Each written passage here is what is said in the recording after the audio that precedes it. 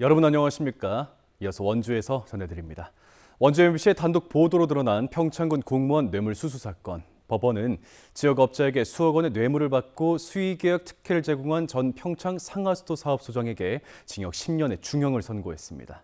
같은 혐의로 기소된 후임 소장과 팀장 역시 실형을 피하지 못했습니다.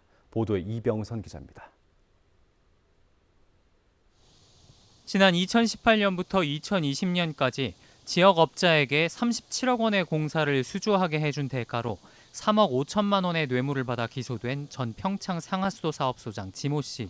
뇌물을 준 업자 박모 씨가 이 사실을 폭로하면서 지난해 4월 지 씨는 특가법상 뇌물죄 등으로 구속 기소됐습니다.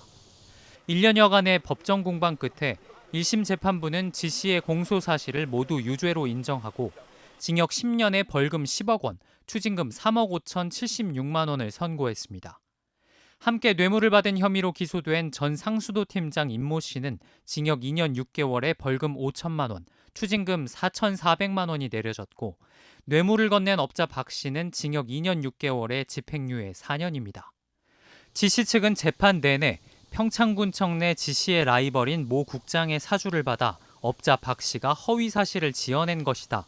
함께 기소된 부하팀장 임모 씨 또한 박 씨의 사주를 받아 지 씨에게 혐의를 떠넘기려 하고 있다는 등의 주장을 펼쳐왔지만 모두 인정되지 않았습니다. 재판부는 업자 박 씨와 팀장 임 씨의 진술이 일관될 뿐 아니라 박 씨가 처벌을 각오하고 허위 사실을 지어냈다고 보기 어렵다고 판단하는 한편 지 씨가 직무 권한과 영향력을 부당하게 행사해 거액을 수수함으로써 업무 처리의 공정성과 투명성에 대한 신뢰를 훼손한 만큼 엄벌이 필요하다고 판시했습니다. 보석 결정을 받아 불구속으로 재판을 받아오던 지 씨와 임 씨는 법정 구속됐습니다. 굉장히 당황스럽고 지금 특별히 드릴 말씀이 없습니다. 예상했던 거하고 달라가지고. 그러면 항소하실 예정이세요? 네, 그거야 뭐 본인하고 다 네네. 의논해서 판결문 받아보고 결정할 것입니다. 뇌물을 주었지만 직접 범죄 사실을 제보하고 수사에 적극 협조했다는 이유로 집행유예 판결을 받은 업자 박 씨는 말없이 재판정을 떠났습니다. 대표님, 지기 전에 판결 관련해서 한마디 좀 해주시고. 한편 지 씨의 후임 소장인 김모 씨도 같은 업자 박 씨에게 4,500만 원의 뇌물을 받은 혐의로 기소된 사건 역시 모두 유죄로 인정됐습니다. 김 씨에게는 징역 3년에 벌금 5천만 원, 추징금 4,500만 원이 선고됐고 박 씨에게 박 씨 조카의 수사 진행 상황을 누설하고 청탁금지법을 위반한 전 평창경찰서 경찰 조모 씨는 징역 1년 6개월에 집행유예 3년, 벌금 200만 원과 추징금 2,100만 원이 선고됐습니다. 이 건에서도 업자 박 씨는 징역 1년 6개월에 집행유예 3년을 받아 실형을 면했습니다. MBC 뉴스 이병선입니다. 역대급 공무원 뇌물 사건에 법원이 중형을 선고하면서 공직사회 긴장감이 고조되고 있습니다. 이번 사건을 공공사업과 관련한 비리를 없애는 계기로 삼아야 한다는 목소리가 큽니다. 이어서 권기만 기자입니다. 판결 소식이 전해지면서 평창군청 분위기는 어수선했습니다. 오랜 시간 함께 일한 동료들이 생각보다 중형을 선고받았다는 충격과 함께 평창군 전체 이미지가 나빠질 거라는 우려도 나왔습니다.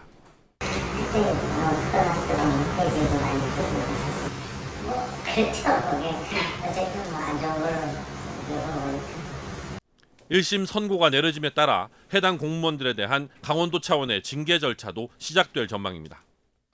관계부서뿐만 아니라 간부 공무원과 전임 군수까지 이번 재판에 증인으로 출석하면서 군청 내부와 지역사회의 관심이 매우 높은 상황입니다. 평창군은 이번 사건을 공공사업과 관련한 비위 행위를 근절하고 공무원들의 청렴의식을 높일 수 있는 계기로 삼겠다고 밝혔습니다. 이번 일을 계기를 통해서 다시는 이러한 일이 발생하지 않도록 전체 직원들에 대한 청렴 교육과 계약 업무 매뉴얼을 개선해 나가도록 하겠습니다. 평창 상하수도 사업소 전 후임 소장과 팀장, 경찰까지 공공사업과 관련한 공직사회 비위 행위가 적나라하게 드러난 이번 사건은 지역사회를 넘어 전국적으로도 큰 충격을 주고 있습니다. 이번 사건을 관련 비리에 대한 공직사회의 경각심을 높이는 계기로 삼아야 한다는 목소리가 높습니다. MBC 뉴스 권기만입니다. 폭염이 끝나고 집중호우가 이어지는 이 변덕스러운 날씨에 수확을 앞둔 농가들의 걱정도 커지고 있습니다. 이송미 기자입니다. 강원도 최대 쌀 생산지 철원입니다. 벼 이삭이 익어 고개를 숙이기 시작할 때입니다. 하지만 물에 잠긴 곳도 있고 논 군데군데가 비어있는 곳도 있습니다. 밤새 내린 폭우 탓입니다. 비 피해를 입은 벼들과 그렇지 않은 벼들이 이렇게 명확히 구분되는데요. 쓰러진 부분은 쌀이 익지 않을 수 있습니다. 이틀간 철원에 내린 비는 230mm. 특히 이번 비는 짧은 시간대 특정 지역에 집중적으로 쏟아졌습니다. 이제 곧 수확할 때라 농민들은 걱정이 이만저만이 아닙니다. 뭐 한 달이면 비기 시작할 텐데 바람이 불면은 넘어갈 수가 있잖아요. 무거우니까 머리가 무거우니까. 병해충도 걱정입니다. 고온다습한 환경에서는 벼 이삭에 갈색 반점이 생겨 쌀이 익지 못하는 이삭 도열병이나 흰잎 마른병이 생길 가능성이 높아집니다. 또 잦은 비로 벼의 수분 함량이 높아져 벼에서 싹이 돋는 수발화도 생길 수 있습니다. 이런 벼는 쉽게 부패돼 상품성이 떨어집니다. 습하고 더우면서 이게 밑에 쪽에 줄기나 이 뿌리 쪽 부분에 이제 노랗게 이제 뜬다고 그래야 되나요? 이게 약간 그런 식으로. 올해 철원의 첫 벼베기는 25일, 이제 열흘밖에 남지 않았습니다. 농가별로 병충해라든지 침수, 도복뿐만 아니라 작년에 문제가 가장 컸었던 수발화 피해 같은 거를 잘 관찰해 볼 수 있도록. 폭염과 폭우를 견디고 나면 태풍이 올 가능성이 높아 농민들은 수확기라 마냥 기뻐할 수는 없는 상황입니다. MBC 뉴스 이송미입니다. 속초 오징어 난전이 불친절 논란에 이어 바가지 논란에도 휩싸였습니다. 오징어 가격에 대한 소비자들의 의문은 어디서 생기는지, 매년 반복되는 이 바가지 논란을 끝낼 방법은 없을지 이하라 기자가 취재했습니다. 속초 오징어 난전 앞 전광판에 당일 판매하는 오징어 한 마리의 가격이 적혀 있습니다. 위판 가격에 5% 수협 수수료, 여기에 운송비와 인건비 등 16%의 부대 비용을 포함해 책정된 판매 가격입니다. 매년 반복되는 바가지 논란에 14곳의 오징어 난전 상인들이 같은 가격으로 판매하고 있다는 것을 알리기 위해 올해 초 설치했습니다. 입찰 경매가 5시 반이니까 단가가 몇 시에 여기에 뜨는 한 거예요? 7시쯤. 7시쯤 그럼 매일 여기 전광판에 띄우는 거예요? 올해 들어 마리당 최저가는 6,000원, 최고가는 28,000원에 판매했습니다. 하지만 추이가 아닌 당일 가격만 보여주는 데 그치고 있어 매일 널뛰기 하는 오징어 어획량과 이에 따른 큰 가격 변동에 대한 관광객들의 오해가 계속될 수밖에 없습니다. 특히 올해는 오징어 난전에 불친절 논란이 확산되자마자 속초시청 홈페이지 자유 게시판에 올라온 한 게시글이 온라인에 일파만파 퍼지면서 바가지 논란은 더 크게 터졌습니다. 손님들이 이제 오징어가 싸다 하면은 실제 이제 바닷가에 매일 나가는 사람 입장에서는 오징어가 비싸요. 아이러니하게 오징어가 비싸다 그러면 실제 가보면 싸요. 그만큼 며칠 사이에, 하루 사이에도 이게 왔다 갔다 해요, 되게.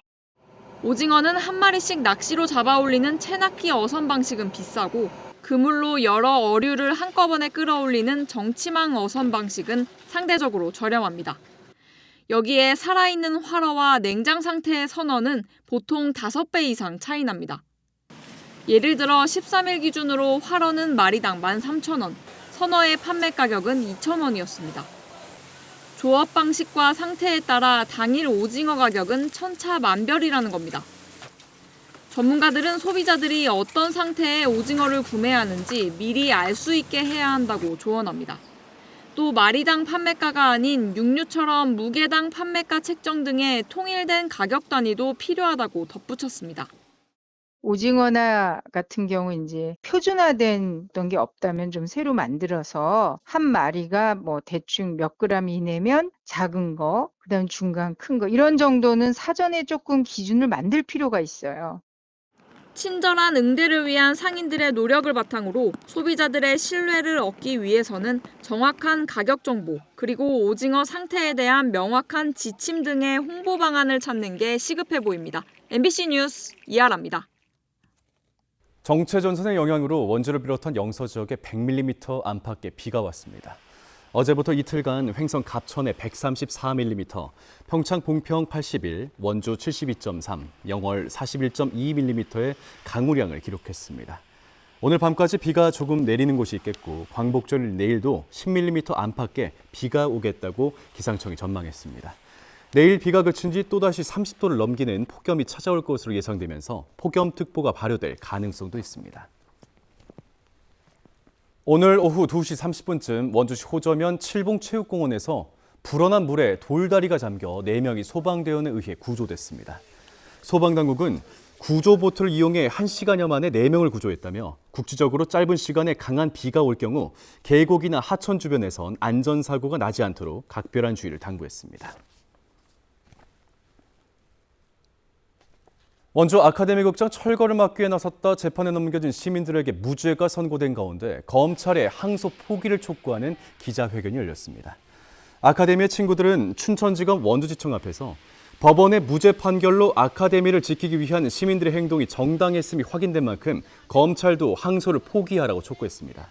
지난 11일 법원은 아카데미 극장 철거 과정에서 충돌을 빚었던 시민 24명에게 무죄를 선고했고 원주시도 처벌 불원서를 제출했지만 검찰은 항소 여부를 고심하고 있는 것으로 전해졌습니다.